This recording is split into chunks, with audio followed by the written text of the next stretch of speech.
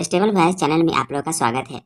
आज की कहानी है महाकुंभ बाबा की सच्चाई की कहानी। महाकुंभ में आया बागेश्वर बाबा से भी खतरनाक बाबा, किया ऐसा चमत्कार सब देखते रह गए। जी बाबा, आप कहाँ से आए हैं? मैं एमपी से आया हूँ। एमपी में करेरा है, वहाँ का मैं रहने वाला हूँ। गौशाला चलाता हूँ। एमपी से हूँ मैं, करेरा शिवपुरी जिला।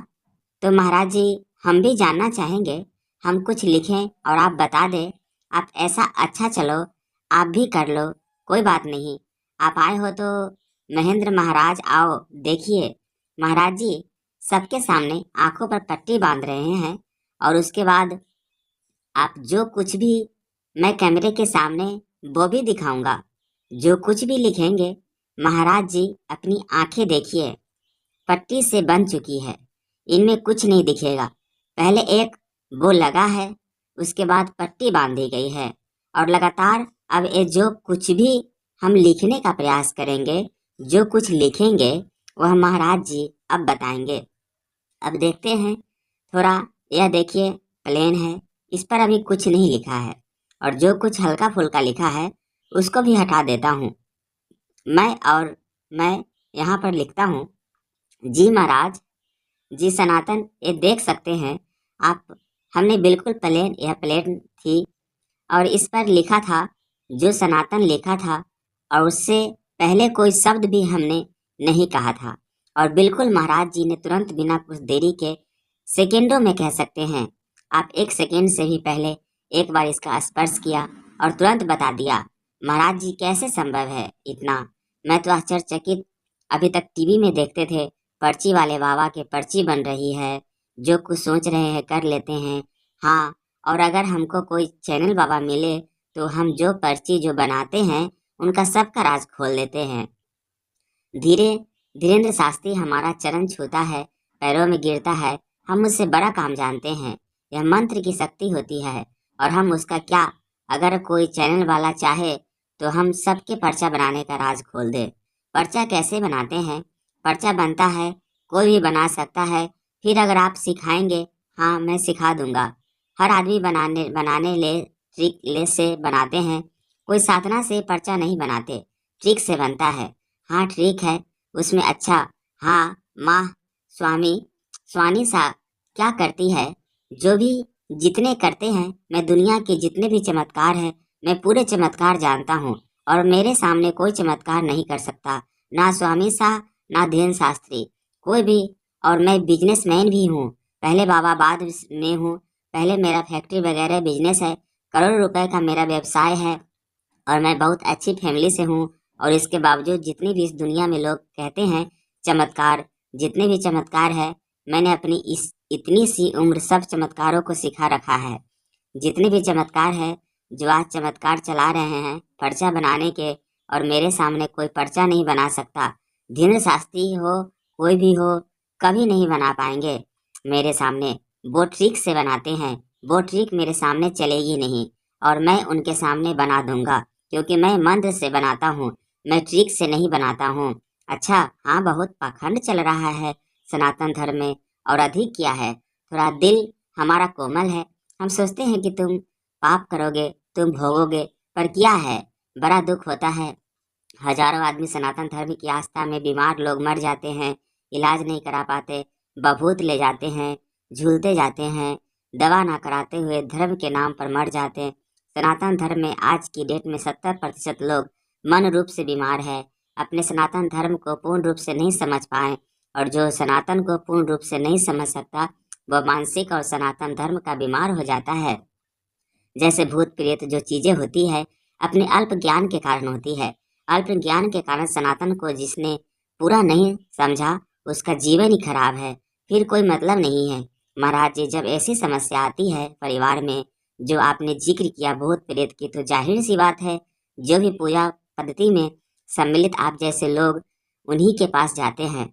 महाराज सभी चीज है, भूत प्रेत जिन सब चीज है, पर क्या है, आप उसको पूर्ण रूप से नहीं समझ पाए। सनातन को अगर आप उस पर पूर्ण रूप से समझ लोगे, भगवान को, तो फिर गंदी चीज अपने आप भी नहीं आएंगे आपके पास। कैसे आ जाए, क्या है, थोड़ा क्या, जो हमारे बाबा लोग हैं पाखंडी है, वैसे कहना तो नहीं चाहिए। लोग भी इस दुनिया में आज के टाइम में आपने देखा कई प्रकार के बाबा, क्योंकि आज हिंदुस्तान इतना बड़ा देश है। मेरे दिमाग है, मुझ में 100 कप दिमाग के और है। अगर मैं उनको ऐसे हिल के दिखा दूँ, हिल्लू बाबा, तो वो सुबह से कह रहे हैं हिलने वाले बाबा, हिलने वाले, तो मेरे 100 भगत बन जाएंगे और चढ़ाने लगेंगे। तो इस अपने देश में धर्म के सनातन की लोगों को कम जानकारी है। इसके विषय में आप क्या कहेंगे?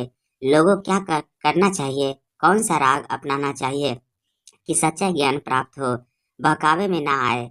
सच्चा ज्ञान आप प्रेम कीजिए और अपने लिए ध्यान कीजिए।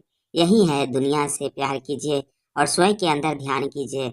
अपने आप को समय दीजिए अकेला और कुछ चिंतन कीजिए। मेरा जन्म क्या हुआ? तुम्हारा जन्म बच्चे ही पैदा करने, शादी करने और पैसे ही कमाने के लिए हुआ है क्या? ऐसा मानते हो क्या? आप रोजमर्रा का कार्यक्रम करते हैं जीवन यापन चलाने, बस इसी के लिए आपका जीवन हुआ है। तो यही सोचते हैं घर परिवार चलता रहे, पैसा आता रहे, मृत्यु में कष्ट नहीं होता। जितना मरने में कष्ट नहीं होता, उतना गर्भ में रहने में कष्ट होता है।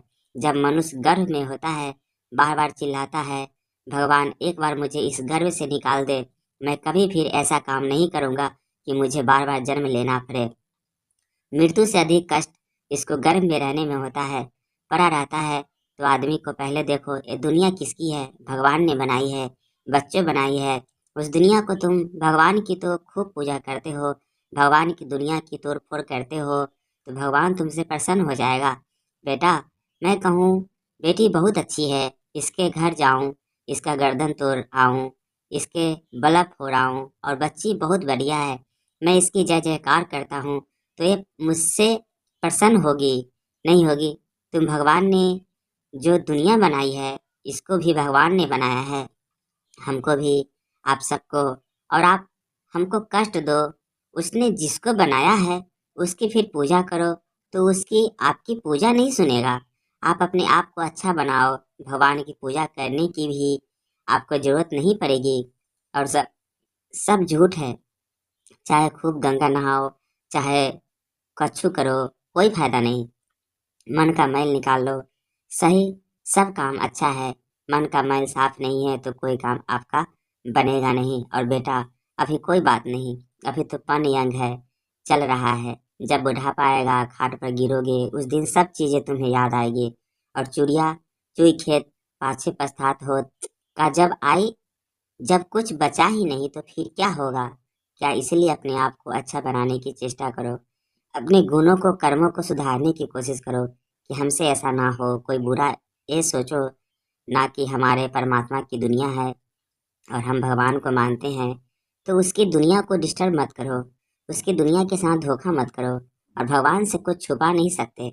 मुझसे आप छुपा लोगे, पर भगवान से अपने अंदर जो भी आप किसी के प्रति भाव रखते हो, अच्छा बुरा, वह परमात्मा से नहीं छुपा सकते। दुनिया से छुपा सकते हो, और जब परमात्मा से नहीं छुपा सकते तो आप पर पाप दंड लगेगा। अब इतने भक्तों ने सुन ली, इसमें भैया कोई लकड़ी डलवा दो। अगर किसी की इच्छा हो दान करना हो तो ये लकड़ी जल जाएगा, तब जाएंगे। हो तो नहीं हो तो कोई बात नहीं, हमारे पास और पढ़ाई ले जाना और बताओ जी महाराज जी। तो इसका मतलब आप कह रहे हैं सच्ची साधना हो तो कोई भी कुछ भी कर सकता है, मन लगाना पड़ेगा। पहले तो अपने आप को साफ करना, बनाना पड़ेगा। एकदम दो चेहरे नहीं, एक चेहरा, अंदर कुछ बाहर कुछ। अंदर जो हो वही बाहर होना चाहिए, जो बाहर हो वही अंदर होना चाहिए। यही सबसे बड़ी साधना है। ना एक पूजा मत करो, मंदिर मत जाओ, कहीं मत जाओ, जैसे तुम अंदर से हो वैसे ही बाहर रहो, दो रूप में मत आओ। कैसा लगा यह बाबा की वाचक कहानी? कमेंट करके जरूर बताएं। और आप इस चैनल पे नए हैं तो कृपया इसे लाइक शेयर और सब्सक्राइब कर लीजिए।